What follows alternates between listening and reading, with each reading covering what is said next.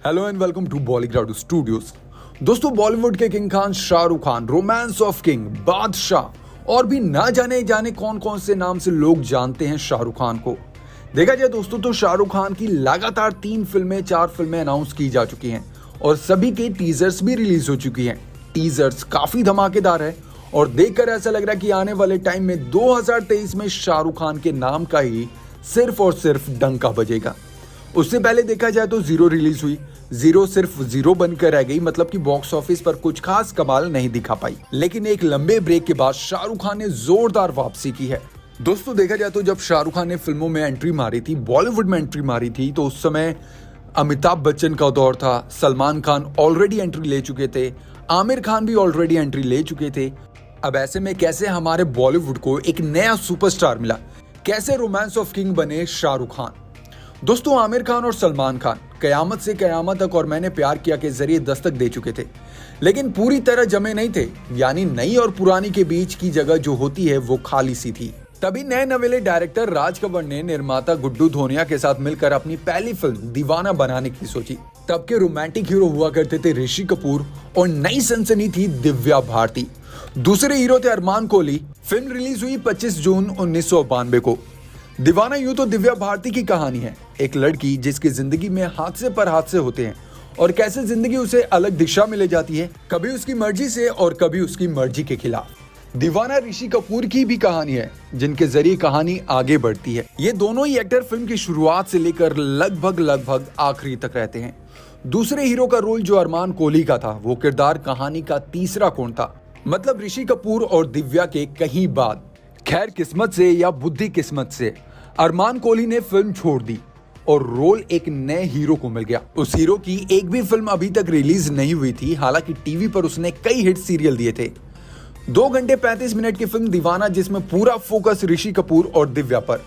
Film में दोनों पर 4 रोमांटिक गाने आ चुके, इश्क, मोहब्बत, शादी, मौत वगैरह वगैरह। फिल्म में सब कुछ हो चुका, मतलब फिल्म एक ढर्रे पर चल रही है। तभी 1 घंटे और 20वें मिनट पर एंट्री होती है दूसरे हीरो की, यानी कि आधी फिल्म निकल जाने के बाद।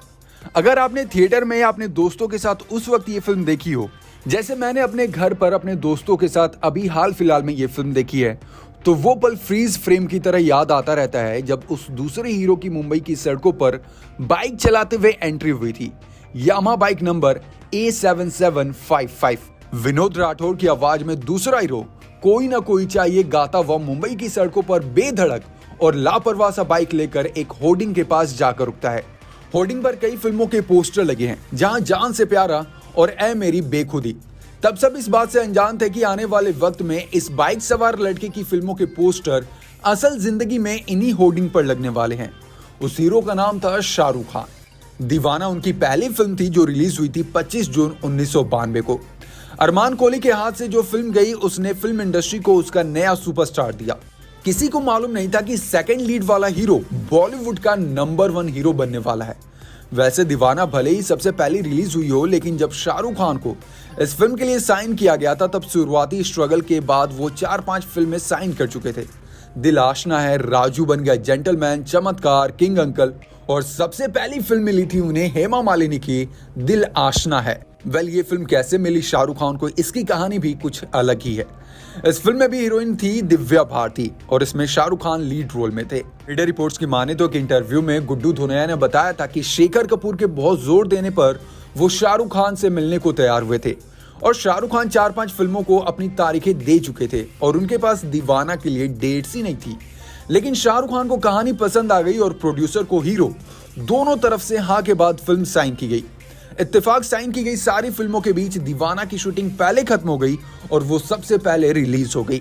जब 92 में ये फिल्म सिनेमा घरों में आई तो फिल्म हिट और गाने सुपर हिट। ऋषि कपूर तो पहले से ही स्टार थे, फिल्म के विलेन अमरीश पुरी भी मशहूर थे, लेकिन दिव्या भारती और शाहरुख खान रातों रात स्टार बन गए और राज कपूर ने अपनी पहली फिल्म से खुद को स्थापित किया। एक जिद्दी, अमीर, बेपरवाह, नासमझ लड़के से लेकर एक दिलवाले, जुनूनी आशिक के रंग में रंगा राजा का रोल। वैसे देखा जाए तो इसमें कुछ नया नहीं था और ना ही शाहरुख खान लीड रोल में थे, ना ही उन्हें पूरा स्क्रीन टाइम मिला और ना ही इस रोल से एक्टिंग की कोई जबरदस्त करामात दिखी। उस वक्त देखा जाए तो फिल्म फेयर में एक इंटरव्यू में उन्होंने कहा था, शाहरुख खान ने खुद कहा था कि वो बहुत खुश हैं प्रोड्यूसर और डायरेक्टर के लिए कि उनकी फिल्म चली, पर मुझे नहीं लगता कि मैंने इस सफलता में कुछ योगदान दिया। मेरा काम बहुत ही खराब था, मतलब लाउड, वल्गर, ओवर एक्टिंग कर रहा था और मैं इसकी पूरी जिम्मेदारी लेता हूँ, क्योंकि अगर आप पूरी तैयारी के साथ ना उतर पाए तो ऐसा ही होता है। मेरे पास स्क्रिप्ट नहीं थी। दरअसल दीवाना की शूटिंग काफी बाद में शुरू होनी थी, लेकिन कुछ दूसरी फिल्मों की शूटिंग कैंसिल हो गई तो मैंने वो तारीख दीवाना को दे दी। जब मैंने खुद को स्क्रीन पर देखा तो मैं असहज हो गया। ये गजब है कि लोगों ने मुझे फिल्म में पसंद किया, शायद इसीलिए कि मैं नया चेहरा हूँ। लेकिन दीवाना में जो मैंने काम किया वो परफॉर्मेंस मैं याद नहीं रखना चाहता और ना ही दोहराना चाहता हूँ। लेकिन फिर भी 92 में आई दीवाना में कुछ तो था कि लोगों ने शाहरुख खान को पसंद किया। लोगों को शायद शाहरुख खान में कुछ नया, कुछ ताजा, कुछ अलग मिला। ऐसे वक्त में जब शहंशाह अमिताभ बच्चन के बाद हिंदी फिल्मों को नए बादशाह की तलाश थी, तो 92 में फिल्म क्रिटिक्स निक्ति काज़मी ने लिखा था कि शाहरुख खान का रोल तो वही पुराना और घिसा हुआ है, लेकिन वो इसमें नई स्फूर्ति भर पाए।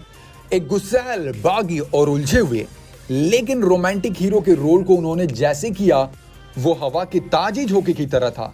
दीवाना से एक नए टैलेंट का उदय हुआ है। अब अगर दोस्तों बात करें कि रोमांस किंग कैसे बने शाहरुख खान, तो पर्दे पर जिस कोमलता, रिश्तों में नसाफत और रोमांस के लिए शाहरुख खान बाद में पहचाने जाने लगे, उसकी पहली झलक दीवाना में देखने को मिली थी।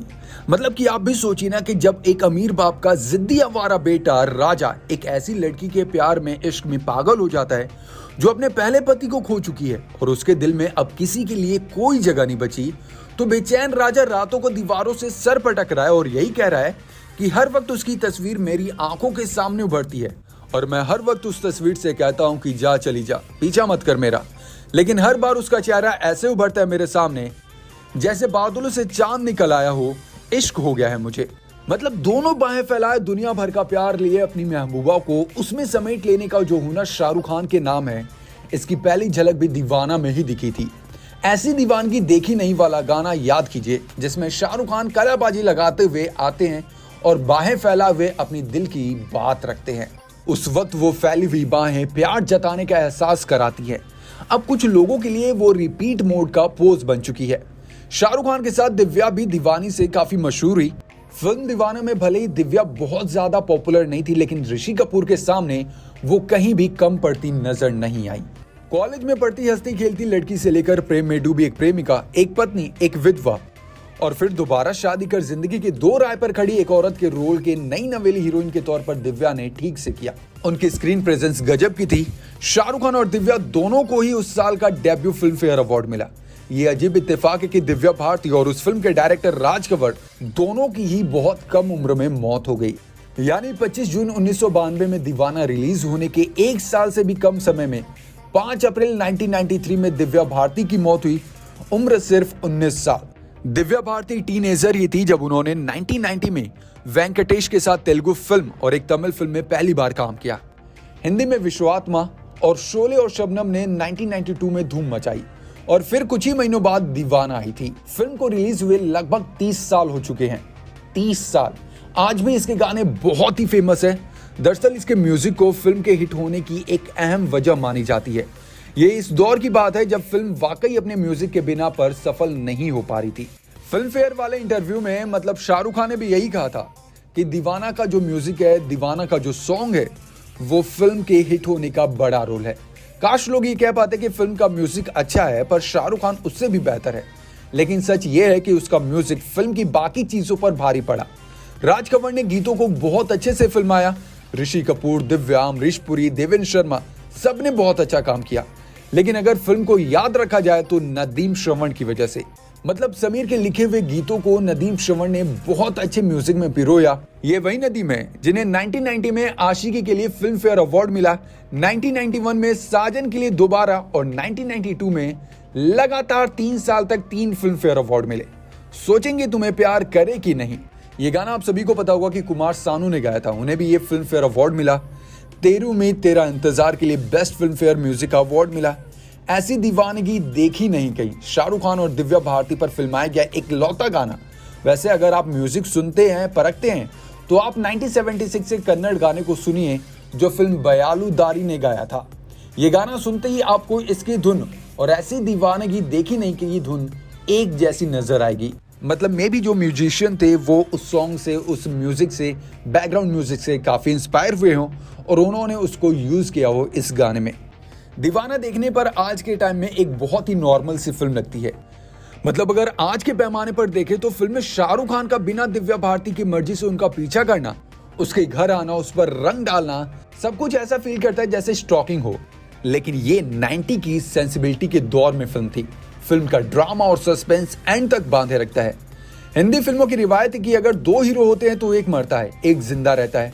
देखा जाए दोस्तों तो फिल्म में शाहरुख खान और ऋषि कपूर, इन दोनों को मिलाकर लगभग साथ साथ में 2-3 सीन है शायद।